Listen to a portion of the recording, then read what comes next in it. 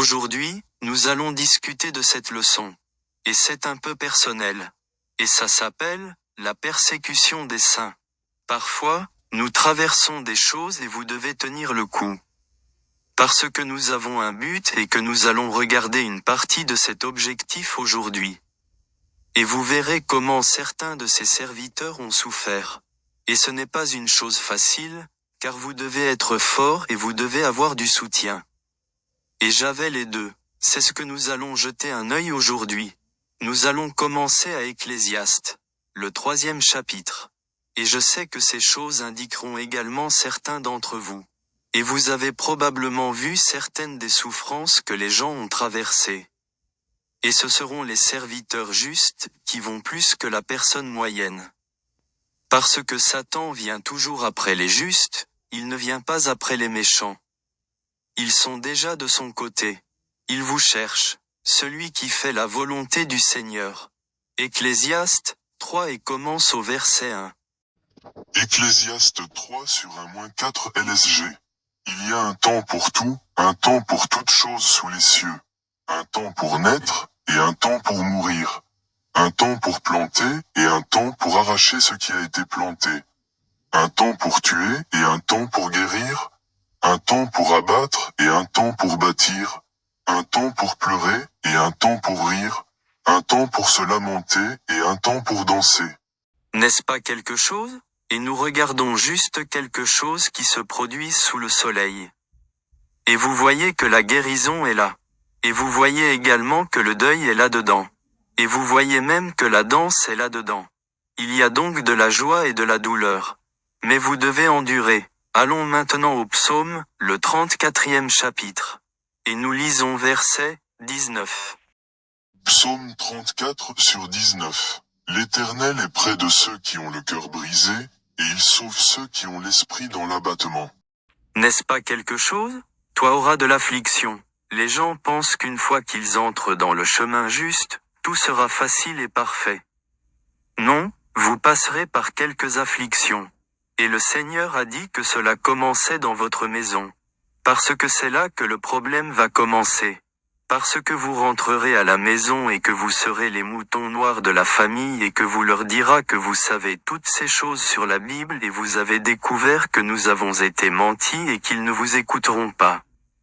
Et sera affligé mais vous devez le supporter. Maintenant, lisons Ézéchiel 2, à partir du verset 1.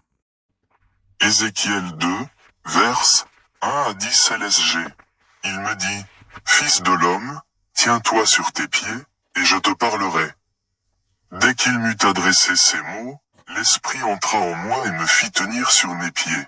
Et j'entendis celui qui me parlait. Il me dit, Fils de l'homme, je t'envoie vers les enfants d'Israël, vers ces peuples rebelles, qui se sont révoltés contre moi. Maintenant, qu'est-ce que le peuple a fait pour se rebeller contre le Seigneur? Le péché contre lui. Ils n'ont pas gardé ses commandements. Et il a dit, ils sont une nation rebelle. Est-ce vrai aujourd'hui? Oui, c'est le cas. Continuons. Eux et leurs pères ont péché contre moi, jusqu'au jour même où nous sommes. Ce sont des enfants à la face impudente et au cœur endurci. Je t'envoie vers eux, et tu leur diras, ainsi parle le Seigneur, l'Éternel.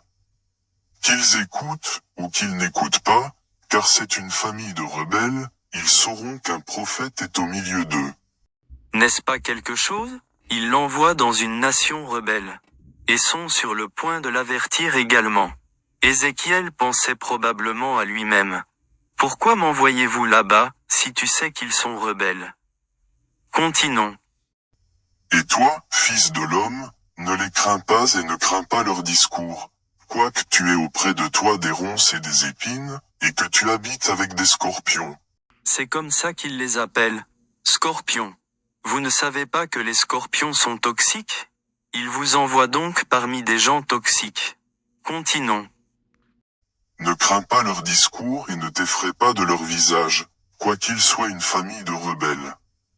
Tu leur diras mes paroles, qu'ils écoutent ou qu'ils n'écoutent pas, car ce sont des rebelles. Et toi, fils de l'homme, écoute ce que je vais te dire. Ne sois pas rebelle, comme cette famille de rebelles. Ouvre ta bouche, et mange ce que je te donnerai. Maintenant, ce qu'il sur le point de lui donner à manger n'est pas de la nourriture. Alors ne vous faites pas tort. Lorsque le Seigneur dit de manger, il fait référence à « mangeant sa parole ». Continuons. Je regardais, et voici, une main était étendue vers moi, et elle tenait un livre en rouleau. Il le déploya devant moi, et il était écrit en dedans et en dehors. Des lamentations, des plaintes et des gémissements y étaient écrits. Oh, donc, l'amour n'était pas là? Parce que beaucoup de choses vont arriver en Israël en tant que nation. Et il a dit qu'il envoyait, deuil, des lamentations et du malheur. Regardez tout ce qui est arrivé à notre race de gens. Nous ne sommes même plus étonnés. Si cela arrivait à d'autres nations, nous devenons tout fous et disons, comment se fait que cela ne leur arrive pas? Mais c'est ce qui vous arrive en tant que nation. Passons maintenant au 3e chapitre. Commencez à lire à partir des versets 1. Ézéchiel 3 sur un -5 LSG. Il me dit, Fils de l'homme, mange ce que tu trouves, mange ce rouleau, et va, parle à la maison d'Israël. J'ouvris la bouche, et il me fit manger ce rouleau. Il me dit, Fils de l'homme, nourris ton ventre et remplis tes entrailles de ce rouleau que je te donne. Je le mangeai, et il fut dans ma bouche doux comme du miel.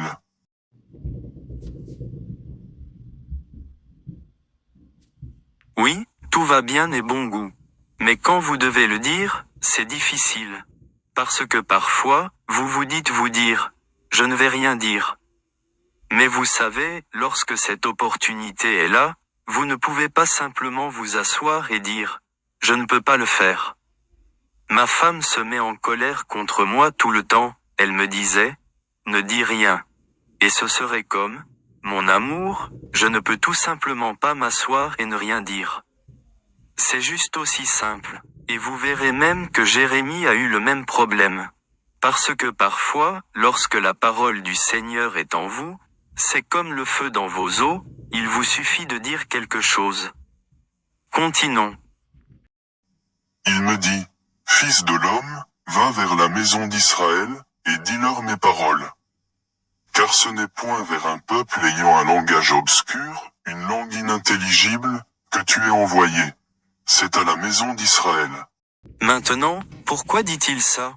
Parce que, ils essaieront de dire des choses comme, c'est votre interprétation.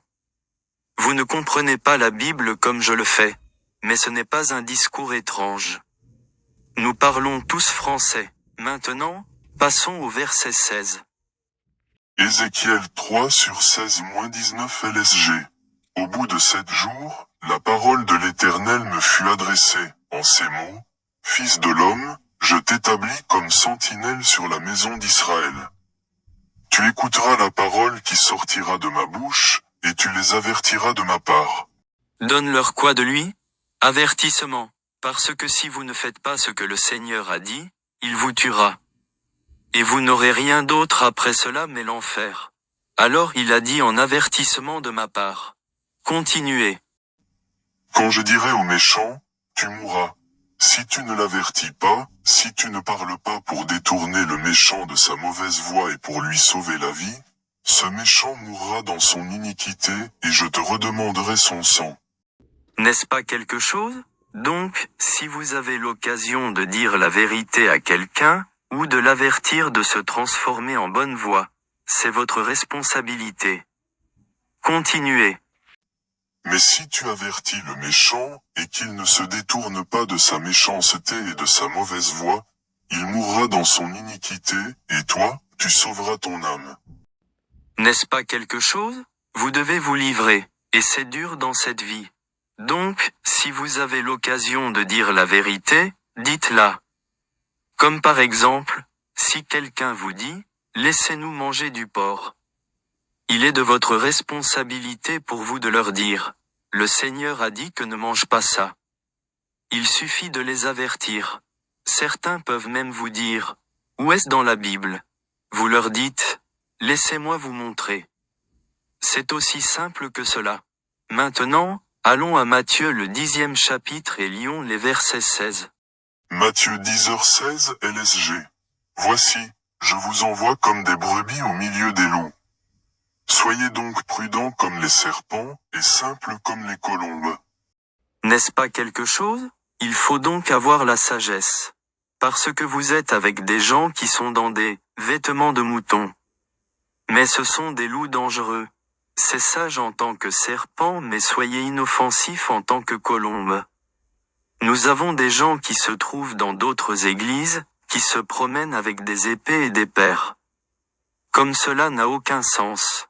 Même lorsque Pierre avait un couteau, le Seigneur lui a dit, « Si vous vivez à l'épée, vous mourrez à l'épée. » Et ces gens agiront comme s'ils avaient une armée. Ce n'est pas sage. Le Seigneur a dit, « Je t'envoie comme mouton parmi les loups. » Vous devez donc faire attention. Allons à Jérémie le 1er chapitre et commençons au verset 5. Jérémie 1/5-8 LSG. Avant que je t'eusse formé dans le ventre de ta mère, je te connaissais, et avant que tu fusses sorti de son sein, je t'avais consacré, je t'avais établi prophète des nations. N'est-ce pas quelque chose? Il a été nommé prophète avant la naissance. Mais continuons. Je répondis, Ah, Seigneur éternel, voici, je ne sais point parler, car je suis un enfant. Et l'Éternel me dit, ne dis pas, je suis un enfant. Car tu iras vers tous ceux auprès de qui je t'enverrai, et tu diras tout ce que je t'ordonnerai. Ne les crains point, car je suis avec toi pour te délivrer, dit l'Éternel. Maintenant, il ne cesse de l'avertir et de lui parler de ces gens rebelles. Il a dit, « N'ayez pas peur de leur visage, mais je vous livrerai. » Cela ressemble à une configuration. Je t'envoie là-bas. Tu pourrais être battu, mais je vais te livrer. Passons au verset 17. Et toi, Saint-Terrain, lève-toi, et dis-leur tout ce que je t'ordonnerai. Ne tremble pas en leur présence, de peur que je ne te fasse trembler devant eux. Il dit donc, « Ne retourne pas en arrière, sinon je te blesserai. » Comme je l'ai dit, nous avons un emploi de nation, que le Seigneur s'attend à ce que nous fassions. Et nous devons enseigner toutes les autres nations. Ok, allons à Job, le 1er chapitre et commençons à lire le verset 6. Job 1/6-22 LSG. Or, les fils de Dieu vinrent un jour se présenter devant l'Éternel, et Satan vint aussi au milieu d'eux. L'Éternel dit à Satan, D'où viens-tu? Et Satan répondit à l'Éternel, de parcourir la terre et de m'y promener.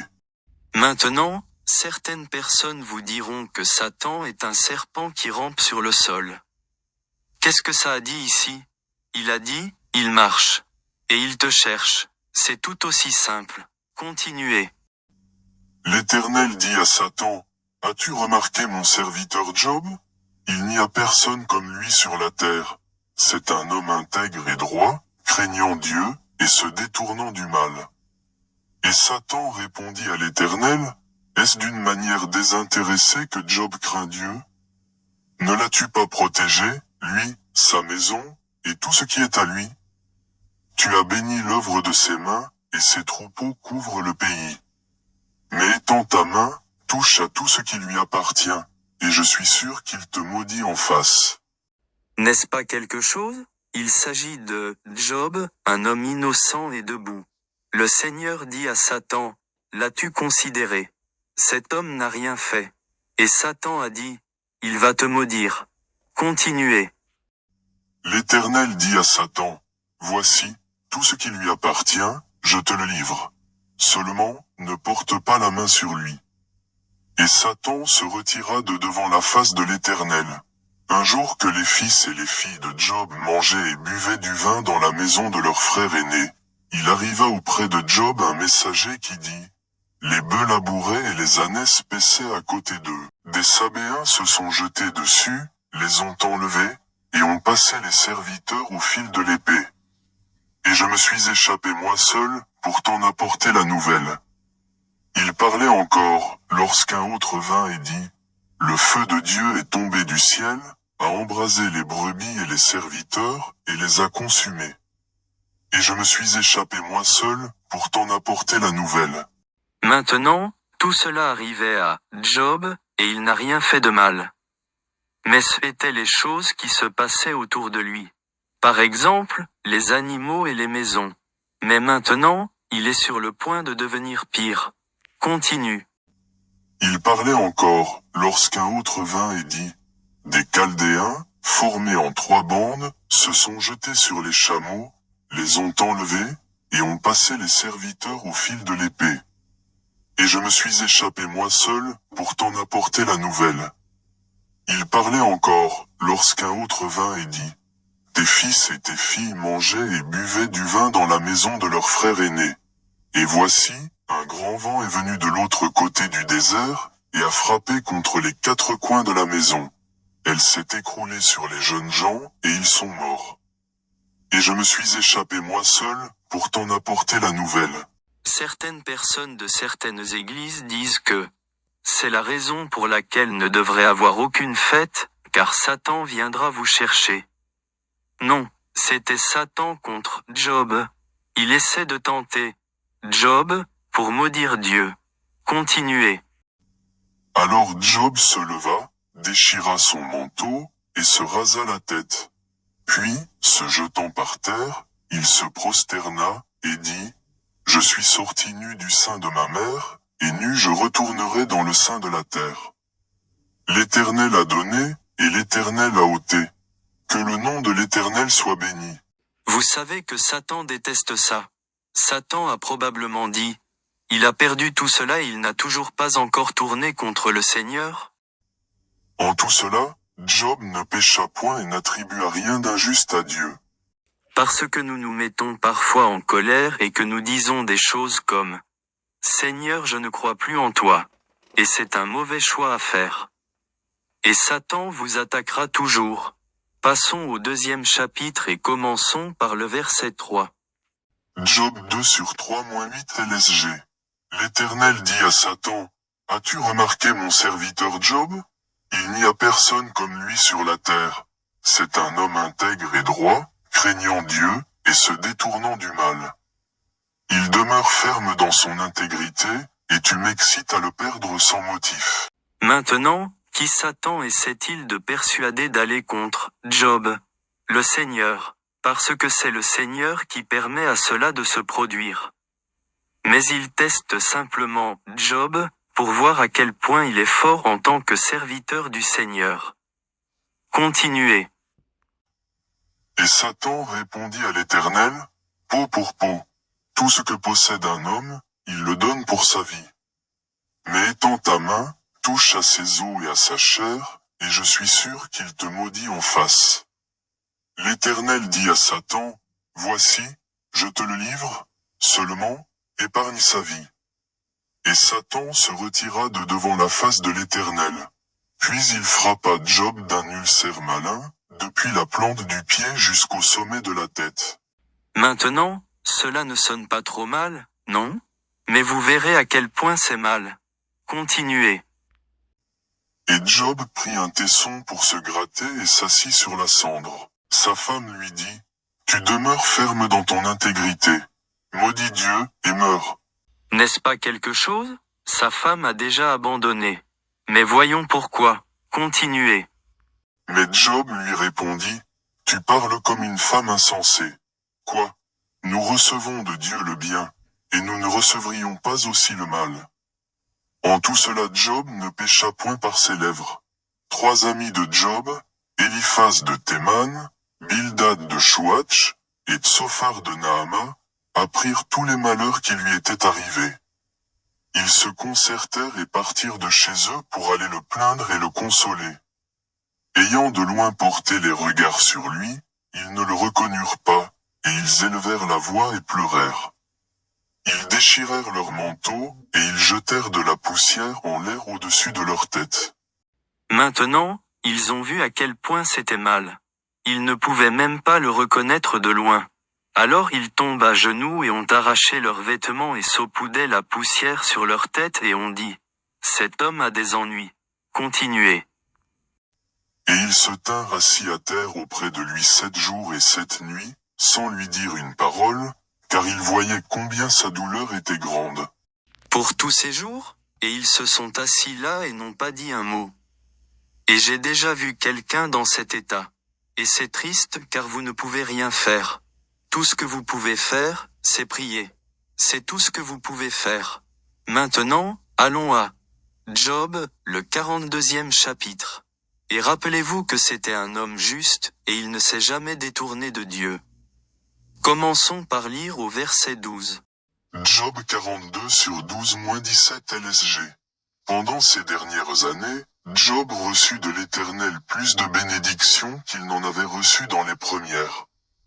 Il posséda 14 000 brebis, 6 000 chameaux, 1000 paires de bœufs, et 1000 ânesses. Il eut 7 fils et 3 filles. Il donna à la première le nom de Jemima, à la seconde celui de Ketsia, et à la troisième celui de Keren Apok.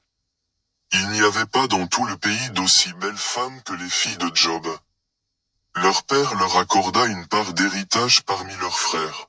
Job vécut après cela 140 ans, et il vit ses fils et les fils de ses fils jusqu'à la 4e génération. Et Job mourut âgé et rassasié de jours. N'est-ce pas quelque chose? Mais la douleur qu'il a dû vivre. Perdre sa famille, perdre ses richesses et perdre tous ses animaux. Mais le Seigneur l'a doublé. En fait, il le triple presque. Pour lui montrer cela, si vous gardez votre intégrité et souffrez avec le Seigneur, votre vie s'améliorera. Maintenant, allons à Matthieu 14 et commençons au verset 1. Matthieu 14 sur 1-4 LSG. En ce temps-là, Hérode le tétrarque, ayant entendu parler de Jésus, dit à ses serviteurs, « C'est Jean-Baptiste. Il est ressuscité des morts, et c'est pour cela qu'il se fait par lui des miracles. » Car Hérode, qui avait fait arrêter Jean, l'avait lié et mis en prison, à cause d'Hérodias, femme de Philippe, son frère, parce que Jean lui disait, « Il ne t'est pas permis de l'avoir pour femme. » Pourquoi? Parce qu'il commet un adultère pour un et il prend la femme de son propre frère. Ainsi, Jean le Baptiste lui a dit la vérité. Continuez. Il voulait le faire mourir, mais il craignait la foule, parce qu'elle regardait Jean comme un prophète. Or, lorsqu'on célébra l'anniversaire de la naissance d'Hérode, la fille d'Hérodias dansa au milieu des convives, et plut à Hérode, de sorte qu'il promit avec serment de lui donner ce qu'elle demanderait. À l'instigation de sa mère, elle dit, « Donne-moi ici, sur un plat, la tête de Jean-Baptiste. » Le roi fut attristé, mais, à cause de ses serments et des convives, il commanda qu'on la lui donne, et il envoya décapiter Jean dans la prison. Maintenant, que faisait Jean? Prêcher la parole de Dieu, parce qu'il était un homme qui était prophétisé qu'il venait enseigner devant le Seigneur. Homme innocent, mais il a été décapité en prison. Continuez. Sa tête fut apportée sur un plat, et donnée à la jeune fille, qui la porta à sa mère. N'est-ce pas quelque chose? Et c'était elle qui commettait un adultère avec Hérode. Mais Jean le Baptiste était un homme juste. Si juste que lorsque les Pharises et les Sadduciens le venaient, dirait Jean, « Éloignez-vous de moi, les vipères. » Allons à Jérémia le 20e chapitre. Parce que vous vous rendez compte que ce sont toujours des prédicateurs qui essaieront de vous tester et essaieront de vous corriger, lorsque tout ce que vous essayez de faire est la bonne chose. Cela essaiera de vous confondre, et lorsque vous leur poserez quelques questions, ils vous diront, « Nous ne le faisons plus comme ça. » Ou, ce changement quand Jésus est venu, mais Jésus a dit, « Si vous m'aimez, faites mes commandements. » C'est tout aussi simple. Jérémia 20 et verset 1. Jérémie 20 sur 1-2 LSG. Pachur, fils d'Immeur, sacrificateur et inspecteur en chef dans la maison de l'Éternel, entendit Jérémie qui prophétisait ces choses. Et Pachur frappa Jérémie. Il a fait quoi? Il l'a frappé. Jérémie ne faisait que prêcher, la parole de Dieu et le prêtre l'ont frappé. Continuez. Le prophète, et le mit dans la prison qui était à la porte supérieure de Benjamin, dans la maison de l'Éternel. Vous savez ce que c'est? C'est la chose qu'ils éteignent la tête et les bras pour que tout le monde puisse vous regarder rire de vous. Et c'est le prêtre qui a mis Jérémie à cela. Et Jérémie est un prophète du Seigneur. Continuez. Commençons au verset 7. Tu m'as persuadé, Éternel, et je me suis laissé persuader. Tu m'as saisi, tu m'as vaincu. Et je suis chaque jour un objet de raillerie, tout le monde se moque de moi. Car toutes les fois que je parle, il faut que je crie à la violence et à l'oppression. Et la parole de l'Éternel est pour moi un sujet d'opprobre et de risée chaque jour. Maintenant, qu'est-ce qu'il prêchait? Ce que le Seigneur lui a dit. N'a-t-il pas dit aux autres, j'enverrai la lamentation et le malheur? Et Jérémie dit la même chose. Et maintenant, il dit qu'il est en dérision quotidiennement. Continuez la lecture. Si je dis, je ne ferai plus mention de lui, je ne parlerai plus en son nom, il y a dans mon cœur comme un feu dévorant qui est renfermé dans mes os. Je m'efforce de le contenir, et je ne le puis. Il n'arrêtait pas de lui dire, je ne dirai rien. Mais il n'était pas en mesure de garder la parole de Dieu pour lui. Il a dû le parler. Mais Jérémie était en colère et a dit, Seigneur, tu m'as trompé. Mais c'est ce qui est arrivé au prophète du Seigneur. Car j'apprends les mauvais propos de plusieurs, l'épouvante qui règne alentour, accusez-le, et nous l'accuserons. Tous ceux qui étaient en paix avec moi observent si je chancelle. Peut-être se laissera-t-il surprendre, et nous serons maîtres de lui, nous tirerons vengeance de lui. Ils attendent donc que vous tombiez. Et ils diront, oh, je te vois manger ce porc. Ou, je vois que vous achetez des cadeaux de Noël maintenant. Ils attendent tous que vous revenez. Mais tant que vous gardez votre intégrité, vous serez bien avec le Seigneur. Ok, allons lire le livre des Actes, le chapitre 5, et commençons à lire le verset 12. Acte 5 sur 12-20 LSG. Beaucoup de miracles et de prodiges se faisaient au milieu du peuple par les mains des apôtres. Ils se tenaient tous ensemble au portique de Salomon, et aucun des autres n'osait se joindre à eux. Mais le peuple les louait hautement. Le nombre de ceux qui croyaient au Seigneur, hommes et femmes, s'augmentait de plus en plus, en sorte qu'on apportait les malades dans les rues et qu'on les plaçait sur des lits et des couchettes, afin que, lorsque Pierre passerait, son ombre au moins couvrit quelqu'un d'eux. Maintenant, ils faisaient tous ces miracles, et les gens y croyaient. Continuez. La multitude accourait aussi des villes voisines à Jérusalem, amenant des malades et des gens tourmentés par des esprits impurs, et tous étaient guéris. Cependant le souverain sacrificateur et tous ceux qui étaient avec lui, savoir le parti des Sadducéens, se levèrent, remplis de jalousie. Maintenant, ils étaient en colère car les apôtres faisaient tous ces miracles. Ce sont les prêtres en colère. Continuez. Mirent les mains sur les apôtres, et les jetèrent dans la prison publique. Mais un ange du Seigneur, ayant ouvert pendant la nuit les portes de la prison, les fit sortir, et leur dit, Allez, tenez-vous dans le temple, et annoncez au peuple toutes les paroles de cette vie. Alors le Seigneur les a sauvés. Passons au verset 25. Quelqu'un vint leur dire, Voici, les hommes que vous avez mis en prison sont dans le temple, et ils enseignent le peuple.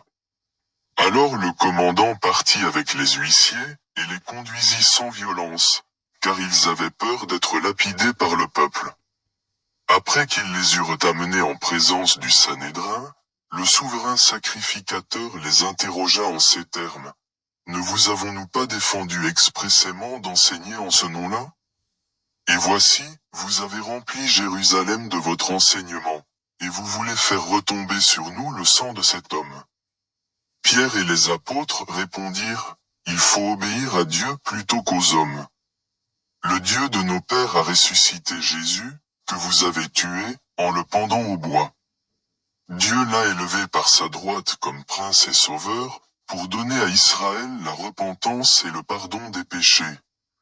Nous sommes témoins de ces choses, de même que le Saint-Esprit, que Dieu a donné à ceux qui lui obéissent.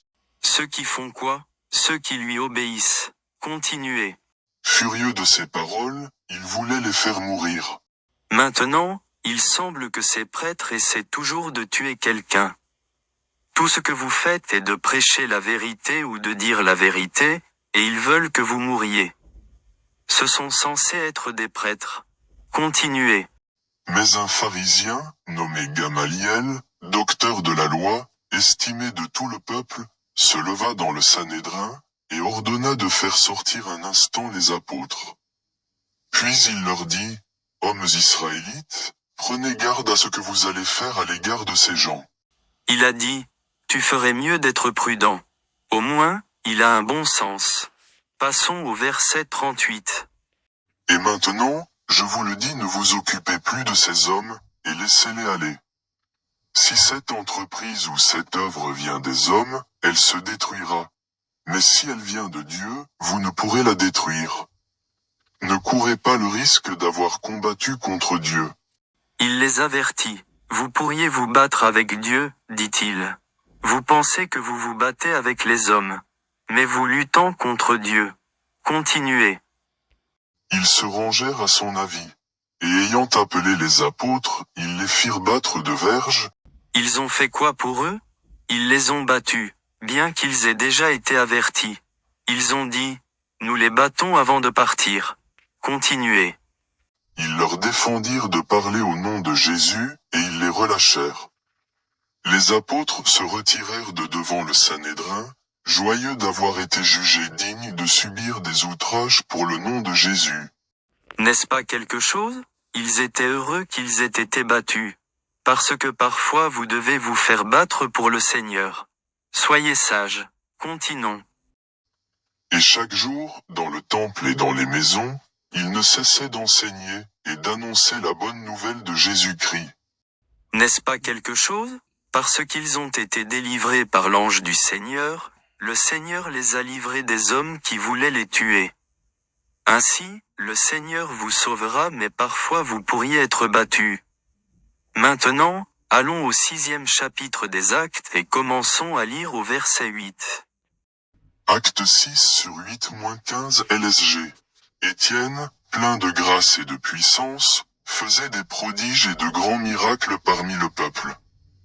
Quelques membres de la synagogue dite des Affranchis, de celle des Cyrénéens et de celle des Alexandrins, avec des Juifs de Cilicie et d'Asie, se mirent à discuter avec lui. Vous avez donc 5 églises, en vous disputant avec un seul homme. Mais le problème avec Étienne ici, c'est qu'il s'est mis en colère. Et nous allons lire cela et apprendre comment gérer certaines situations. Continuez. Mais il ne pouvait résister à sa sagesse et à l'esprit par lequel il parlait. Parce que la vérité, vous ne pouvez pas vous battre contre cela. Mais ils ne veulent pas l'entendre. Et Étienne a parlé ici et leur a donné l'histoire. Nous ne lisons pas tout aujourd'hui, mais je vous dis simplement ce qui s'est passé. Continuez. Alors ils subornèrent des hommes qui dirent, « Nous l'avons entendu proférer des paroles blasphématoires contre Moïse et contre Dieu. » Maintenant, vous savez qu'il disait des mensonges. Parce qu'Étienne ne parlait pas contre Dieu. Il leur racontait l'histoire. Continuez. Ils émurent le peuple, les anciens et les scribes, et, se jetant sur lui, ils le saisirent et l'emmenèrent au Sanhédrin. Ils produisirent de faux témoins, qui dirent, « Cet homme ne cesse de proférer des paroles contre le lieu saint et contre la loi. Car nous l'avons entendu dire que Jésus, ce Nazaréen, détruira ce lieu, et changera les coutumes que Moïse nous a données. » Maintenant, il disait des mensonges. Cependant, Étienne leur a dit que Jésus allait détruire le temple. Parce que c'est ce que Jésus a dit. Continuez. Tous ceux qui siégeaient au Sanhédrin ayant fixé les regards sur Étienne, son visage leur parut comme celui d'un ange. Ils savaient donc qu'ils regardaient un prophète. Mais, pensez-vous qu'ils se souciaient? Non. Allons à Actes, le 7e chapitre et commençons à lire le verset 51. Acte 7 sur 51-60 LSG. Homme au cou raide, incirconcis de cœur et d'oreille. C'est là qu'il s'est mis en colère. Il les a insultés. Continuez. Vous vous opposez toujours au Saint-Esprit. Ce que vos pères ont été, vous l'êtes aussi. Maintenant, quand il dit cela, vous résistez au Saint-Esprit. Il veut dire que vous résistez à la vérité. C'est aussi simple. Continuez. Lequel des prophètes vos pères n'ont-ils pas persécuté? Ils ont tué ceux qui annonçaient d'avance la venue du juste, que vous avez livré maintenant, et dont vous avez été les meurtriers, vous qui avez reçu la loi d'après des commandements d'anges, et qui ne l'avez point gardée. Maintenant, ici il dit à ses prêtres, tu ne fais pas la loi de Dieu. Vous l'avez reçu, mais vous ne le gardez pas. C'est pourquoi le Seigneur a dit, faites comme ils disent mais ne font pas comme ils le font. Ok, continuez. En entendant ces paroles, ils étaient furieux dans leur cœur, et ils grinçaient des dents contre lui. Mais Étienne, rempli du Saint-Esprit, et fixant les regards vers le ciel, vit la gloire de Dieu et Jésus debout à la droite de Dieu. Et il dit, Voici, je vois les cieux ouverts, et le Fils de l'homme debout à la droite de Dieu. Ils poussèrent alors de grands cris, en se bouchant les oreilles, et ils se précipitèrent tous ensemble sur lui, le traînèrent hors de la ville, et le lapidèrent. Les témoins déposèrent leurs vêtements aux pieds d'un jeune homme nommé Saul. Maintenant, comprenez-vous cela? Les gens ont enlevé leurs vêtements, juste pour pouvoir regarder cet événement. Ou participer à l'événement. Pour le lapider, ils ont dit, il faut le tuer. Mais c'est ce qui se passe avec les personnes saintes. Parce que c'est ce qu'ils étaient censés être, les gens saints. Continuez. Et il lapidait Étienne, qui priait et disait, Seigneur Jésus, reçois mon esprit. Puis, s'étant mis à genoux, il s'écria d'une voix forte, Seigneur, ne leur impute pas ce péché. N'est-ce pas quelque chose? C'est un frère juste. Parce que j'aurais appelé mes cousins et amis pour me soutenir. Je suis juste honnête. J'appellerai afin qu'ils puissent me défendre. Continuez. Et, après ces paroles, il s'endormit. Maintenant, je pense que c'était parce qu'il a vu le Seigneur, a-t-il probablement dit, je vais laisser aller. Mais voyez-vous ce qu'il a vécu? Allons à Jean 7e chapitre et commençons à lire le verset 14. Jean 7/14-25 LSG. Vers le milieu de la fête, Jésus monta au temple. Et il enseignait. Les Juifs s'étonnaient, disant, Comment connaît-il les Écritures, lui qui n'a point étudié? Jésus leur répondit, Ma doctrine n'est pas de moi, mais de celui qui m'a envoyé. Si quelqu'un veut faire sa volonté, il connaîtra si ma doctrine est de Dieu, ou si je parle de mon chef. Celui qui parle de son chef cherche sa propre gloire. Mais celui qui cherche la gloire de celui qui l'a envoyé, celui-là est vrai, et il n'y a point d'injustice en lui. Moïse ne vous a-t-il pas donné la loi? Et nul de vous n'observe la loi. Pourquoi cherchez-vous à me faire mourir? Parce qu'ils sont des pécheurs. Il les exposait. Continuez. La foule répondit, Tu as un démon. Qui est-ce qui cherche à te faire mourir? Jésus leur répondit, J'ai fait une œuvre, et vous en êtes tous étonnés. Moïse vous a donné la circoncision, non qu'elle vienne de Moïse, car elle vient des patriarches, et vous circoncisez un homme le jour du sabbat. Si un homme reçoit la circoncision le jour du sabbat, afin que la loi de Moïse ne soit pas violée, pourquoi vous irritez-vous contre moi de ce que j'ai guéri un homme tout entier le jour du sabbat? Jésus a guéri un homme le jour du sabbat. Mais ils se sont fâchés qu'il guérit le jour du sabbat. Jésus a dit, vous circoncisez les gens le jour du sabbat. C'est une loi, n'est-ce pas du travail? Oui, c'est le cas. Continuez. Ne jugez pas selon l'apparence, mais jugez selon la justice. Quelques habitants de Jérusalem disaient, N'est-ce pas là celui qu'ils cherchent à faire mourir? N'est-ce pas quelque chose? Ils ont dit, c'est l'homme que chacun cherche à tuer. Ils cherchaient à tuer Jésus. Et qui étaient eux qui cherchaient à le tuer?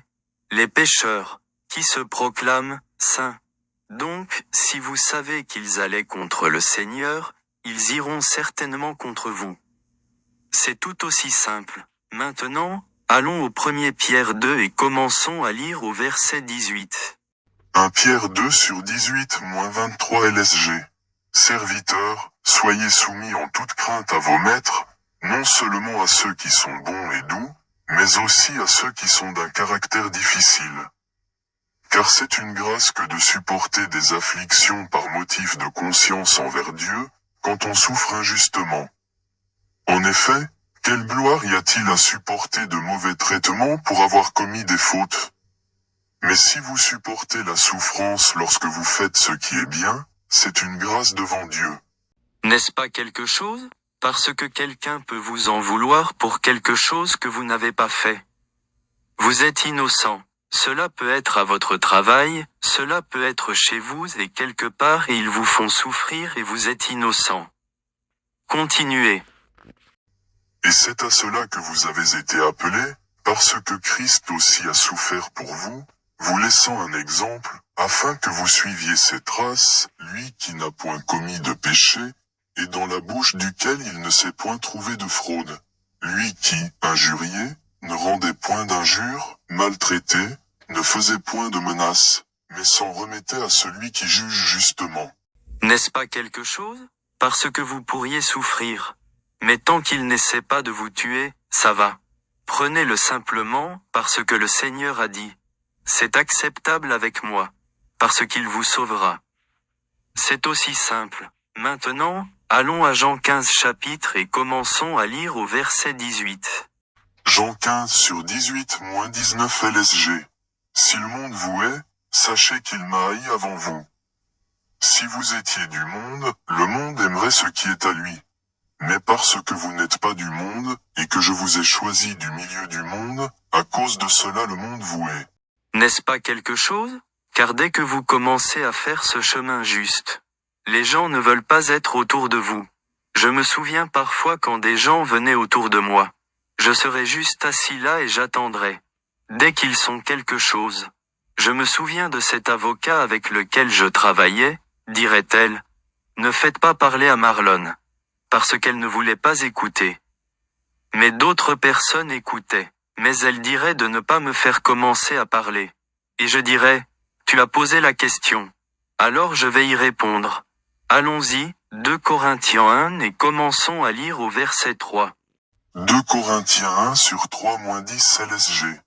Béni soit Dieu, le Père de notre Seigneur Jésus-Christ, le Père des miséricordes et le Dieu de toute consolation, qui nous console dans toutes nos afflictions. En tout, c'est quoi? Nos afflictions. Parce que nous allons tous passer par quelques afflictions. À certains égards, vous passerez par quelques afflictions. Ou une douleur et une souffrance ou une honte. Certaines choses vous arriveront et vous pourriez dire, pourquoi cela m'arrive? Continuez. Afin que, par la consolation dont nous sommes l'objet de la part de Dieu, nous puissions consoler ceux qui se trouvent dans quelque affliction.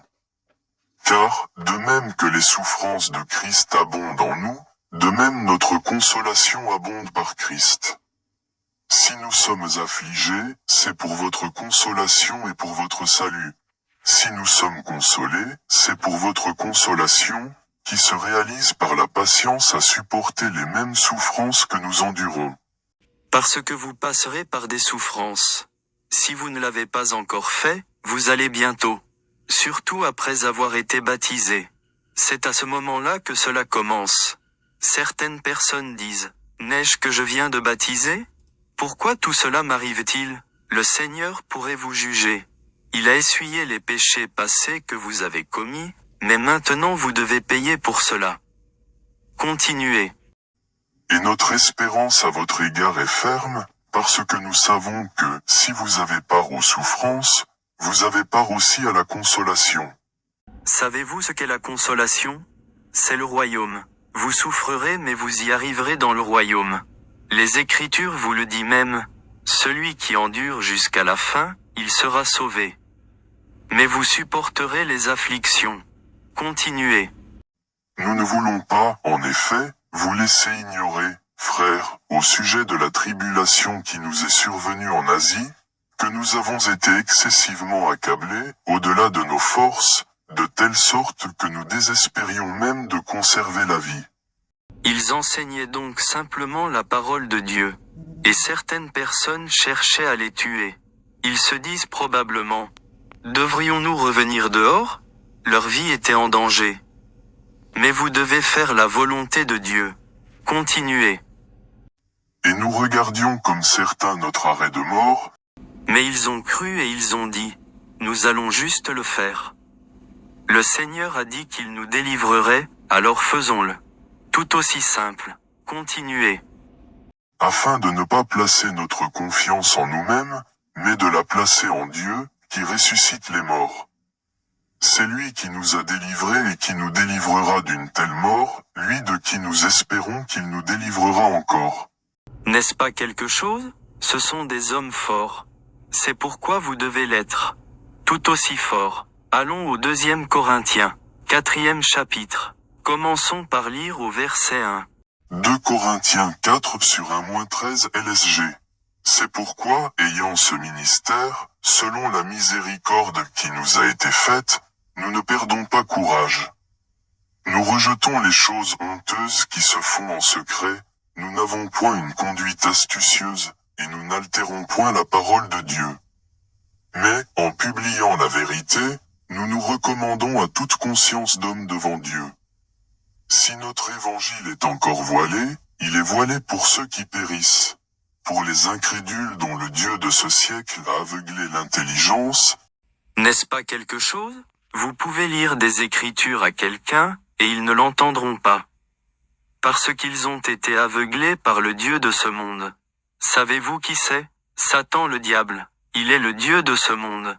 N'a-t-il pas dit à Jésus, « Inclinez-vous devant moi, et tous ces royaumes que je vous donnerai parce que ce sont les miens que vous donnez. » Alors il aveugle beaucoup de gens. Continuez. Afin qu'ils ne vissent pas briller la splendeur de l'évangile de la gloire de Christ, qui est l'image de Dieu. Nous ne nous prêchons pas nous-mêmes. C'est Jésus-Christ le Seigneur que nous prêchons, et nous nous disons vos serviteurs à cause de Jésus. Car Dieu, qui a dit, « La lumière brillera du sein des ténèbres », a fait briller la lumière dans nos cœurs pour faire resplendir la connaissance de la gloire de Dieu sur la face de Christ. Nous portons ce trésor dans des vases de terre, afin que cette grande puissance soit attribuée à Dieu, et non pas à nous. Parce que les choses matérielles ne vous aidera pas. Mais vous avez tous ces prêtres maintenant et jour, qui veulent de l'argent, des châteaux, des avions d'air, ils veulent des voitures et tout ça. Mais le Seigneur a dit, cette parole de Dieu est meilleure que l'or. Le prix est impossible à atteindre. C'est la connaissance que vous avez. Personne ne peut vous enlever. C'est pourquoi les Écritures disent, tu peux être dans la pauvreté mais tu es riche. Comment pouvez-vous être en pauvreté et riche en même temps? C'est parce que vous êtes riche en connaissance. C'est aussi simple. Continuez. Nous sommes pressés de toute manière, mais non réduits à l'extrémité. Dans la détresse, mais non dans le désespoir. Persécutés, mais non abandonnés. Abattus, mais non perdus. C'est pourquoi les Écritures disent, n'abandonne pas. Lorsque vous venez dans la connaissance de Dieu, beaucoup de gens abandonnent. Ils tournent le dos à Dieu, car Satan les a convaincus qu'ils peuvent revenir à leurs anciennes manières. Ils diraient, laisse-moi retourner dans cette église, si j'étais habitué, où je n'avais pas autant de règles. Vous lisez ici de nombreuses écritures ici. Mais quand je suis dans mon ancienne église, nous lisons une écriture et je vais bien avec ça. Mais si vous ne lisez qu'une seule écriture à la fois, il nous faudrait probablement 1000 ans pour compléter cette Bible. Continuez. Portons toujours avec nous dans notre corps la mort de Jésus, afin que la vie de Jésus soit aussi manifestée dans notre corps. Car nous qui vivons, nous sommes sans cesse livrés à la mort à cause de Jésus, afin que la vie de Jésus soit aussi manifestée dans notre chair mortelle. Ainsi la mort agit en nous, et la vie agit en vous. N'est-ce pas quelque chose? Ils étaient prêts à mourir. Juste pour qu'ils puissent sauver votre âme, pour vous faire entrer la vérité. Tout aussi simple. Continuez. Et, comme nous avons le même esprit de foi qui est exprimé dans cette parole de l'Écriture, j'ai cru, c'est pourquoi j'ai parlé. Nous aussi nous croyons, et c'est pour cela que nous parlons. Sinon, fermez votre bouche. C'est ce que vous devriez faire. Nous devons fermer ces fausses prophètes. Passons au 2 Timothée, 3e chapitre. Commencez à lire au verset 10. 2 Timothée 3/10-12 LSG. Pour toi, tu as suivi de près mon enseignement, ma conduite, mes résolutions, ma foi, ma douceur, ma charité, ma constance, mes persécutions, mes souffrances. À quelle souffrance n'ai-je pas été exposé à Antioche, à Icône, à Lystre? Quelle persécution n'ai-je pas supporté? Et le Seigneur m'a délivré de toutes. N'est-ce pas quelque chose? Il a subi beaucoup de persécutions. Mais il a dit, de tous, le Seigneur l'a délivré. Continuez. Or, tous ceux qui veulent vivre pieusement en Jésus-Christ seront persécutés. N'est-ce pas quelque chose? Il a dit, tous ceux qui vivent pieux en Jésus-Christ. Comment fais-tu ça? Obéir au commandement. Il a dit, vous souffrerez de persécution. Satan vous attaquera. Cela peut être à travers les gens, par la maladie ou une autre. Je venais à l'église mardi et j'ai été frappé par une voiture volée. Le gars est sorti et s'est enfui. Mon camion est actuellement chez le mécanicien. Je me suis dit, c'est juste que Satan essaie de m'empêcher de prêcher mes leçons. Il m'avait d'abord eu à l'hôpital, mais Dieu m'a livré de cela. Quand je suis sorti de l'hôpital, maintenant cela arrive. Ma femme est devenue folle et dit, tu viens de sortir l'hôpital, de rester dans le lit. Puis ma sœur a appelé ma femme et lui a dit que je me suis lancé dans un accident. Ma femme a dit, je lui ai dit de rester à la maison. Regarde, je suis en mission. J'ai un travail à faire. Allons maintenant à 2 Timothée, chapitre 4 et commençons à lire au verset 1. 2 Timothée 4/5 LSG. Je t'en conjure devant Dieu et devant Jésus-Christ, qui doit juger les vivants et les morts, et au nom de son apparition et de son royaume. Attendez, quand va-t-il juger? À son apparence. Il n'y a personne qui va au ciel. J'enseigne cela, tout le temps. Continuez. Prêche la parole, insiste en toute occasion, favorable ou non, reprend, censure, exhorte, avec toute douceur et en instruisant. Car il viendra un temps où les hommes ne supporteront pas la saine doctrine.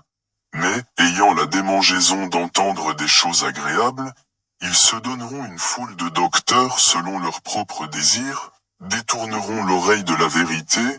Ils veulent aller dans les églises où le prêtre prêche ce qu'il veut entendre. Vous allez être riche. C'est ce qu'ils veulent entendre. Je peux fêter Noël à tout moment. Ils veulent entendre ça. Je peux manger tout ce que je veux. Ils veulent entendre ça. C'est avoir des oreilles qui démangent. Continuez. Et se tourneront vers les fables. Ils croient plutôt qu'un gros homme blanc viendra chez vous et viendra dans votre cheminée avec un sac de jouets et le donnera à vos enfants. Et il le fera surtuer avec des raineurs volants. Mais j'ai vu de nouvelles publicités, où il conduit maintenant une voiture. Continuez. Mais toi, sois sobre en toutes choses, supporte les souffrances, fais l'œuvre d'un évangéliste, remplis bien ton ministère. N'est-ce pas quelque chose? Montrez aux gens ce que vous croyez. Et s'ils ne veulent pas entendre la vérité, c'est sur eux. Vous avez sauvé votre âme. Maintenant, allons à Job 5. Et lisons le verset 17. Job 5h17 LSG. Heureux l'homme que Dieu châtie. Ne méprise pas la correction du Tout-Puissant. Donc, parfois, le Seigneur vous fouettera d'une certaine manière. Et c'est pour votre correction parce que Dieu essaie d'attirer votre attention. Parfois, nous pouvons être fiers. Et nous oublions que nous avons peut-être fait quelque chose de mal contre le Seigneur et qu'il pourrait laisser quelque chose vous arriver pour attirer votre attention. Il essaie simplement de vous corriger. Parfois, il veut juste que vous vous asseyez et réfléchissez. et vous rendre meilleur. Maintenant, allons à Apocalypse 3. Et lions le verset 19. Apocalypse 3h19 LSG. Moi, je reprends et je châtie tous ceux que j'aime. Aie donc du zèle, et repens-toi. Il a dit qu'il vous aime.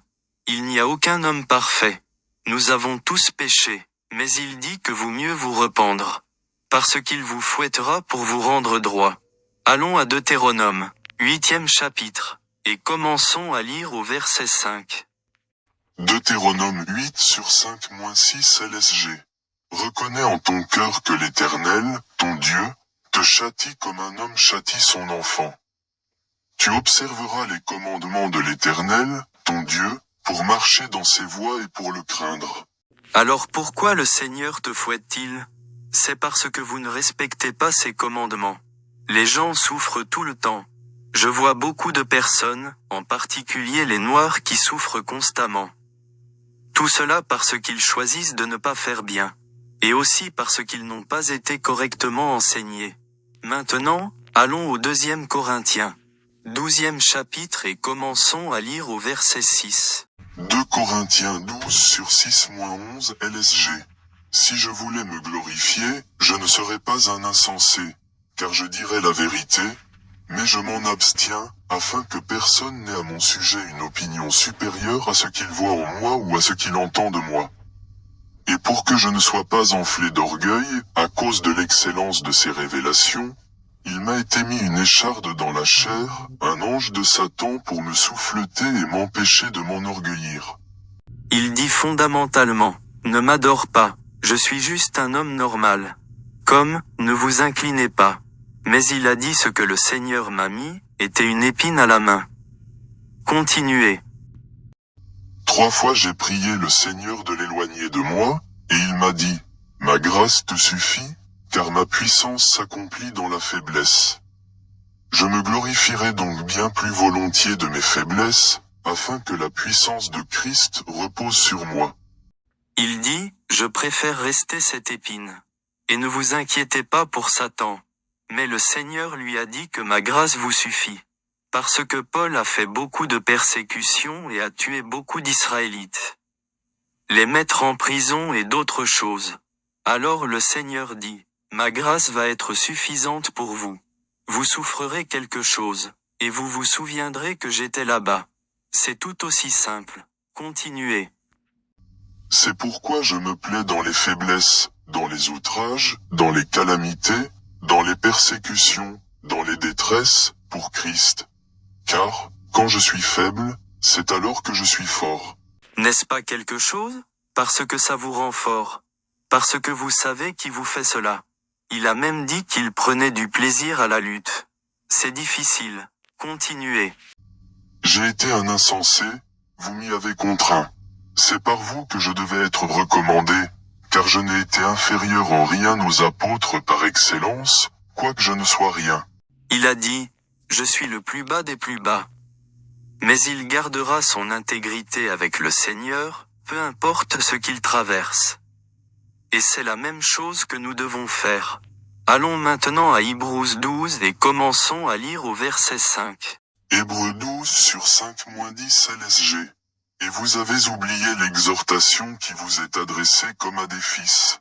Mon fils, ne méprise pas le châtiment du Seigneur, et ne perds pas courage lorsqu'il te reprend. Car le Seigneur châtie celui qu'il aime, et il frappe de la verge tous ceux qu'il reconnaît pour ses fils. Supportez le châtiment. C'est comme des fils que Dieu vous traite. Car quel est le fils qu'un père ne châtie pas? Mais si vous êtes exempt du châtiment auquel tous ont part, vous êtes donc des enfants illégitimes et non des fils.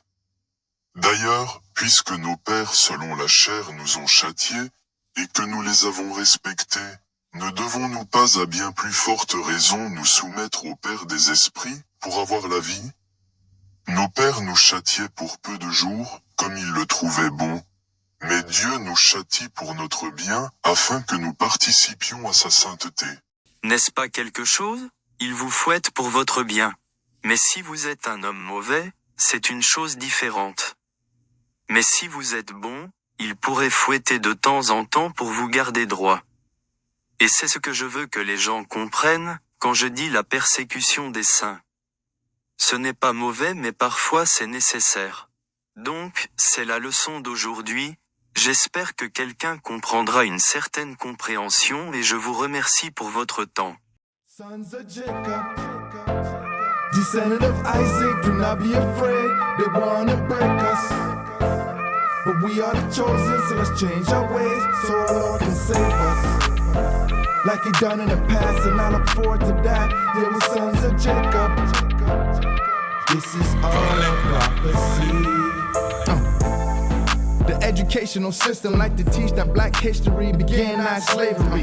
It seems to me that globally we in misery. You mean to tell me that is all we were meant to be? Gotta be kidding me, it can't be a coincidence, cause this is way too evident. But let's gather some evidence. Most of us are locked up chained, but that's irrelevant. But if you dare bring up the Holocaust, that's precedent. I need some answers, Lord. You tell me this what you made us for. Even the gays get treated better. Even the animals get treated better. Jacob, descendant of Isaac, do not be afraid, they wanna break us. But we are the chosen, so let's change our ways, so our Lord can save us. Like he done in the past, and I look forward to that. Yeah, we're sons of Jacob. This is all a prophecy. If you want to know the truth, here is a clue on what to do. You need to read your Bible. Deuteronomy 28 explains it all. We were cursed because our forefathers dropped the ball. They were supposed to keep God's law, but instead it